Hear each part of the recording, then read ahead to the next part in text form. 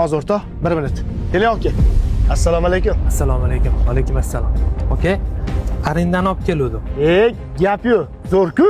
Faqat bu oy ham ozgina kam bo'lib qoldi. 3-4 oydan beri arendani pulini kam olib kelasiz. Buni to'liq qilib olib kelsangiz bo'lmaydi. Siz bilan lekin bunaqa kelishmaganmiz. To'g'ri. Har safar arendani pulini to'liq olib kela olmayman. Ertalabdan kechgacha ko'chada kiradasiz. Shuncha topotgan pulingizni. Nima qilyapsiz? Okey.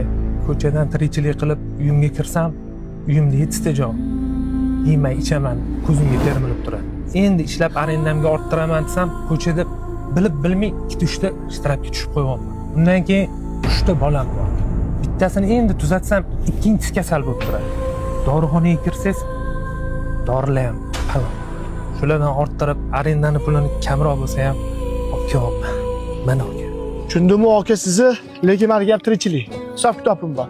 Keyingi safar qo'ldan kelgancha to'liq qilib olib kelishga harakat qiling. Lekin sizga kattakon rahmat. Tinchlikmi?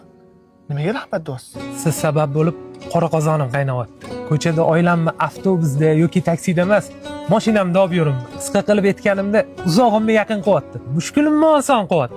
Shunga rahmat aka. Men ham oddiy bitta sababchiman. Mayli aka, yaxshi kunda ko'rishaylik. Xo'p aka. Mayli, sog' bo'ling. Sizlar nima fikrdasizlar? Rostdan ham shunaqa bir oy davomida ko'chada taksichilik qilib, hamma rasxotadan tashqari arendani to'lash qiyinmi? Kommentariyada fikrlar yozib qoldiringlar. Ko'chada taksi qiladigan akalar, oyi 15 yorug', 15 qorong'u. Xudo xohlasa hali hammasi zo'r bo'lib ketadi. Hey, gazini bosinglar.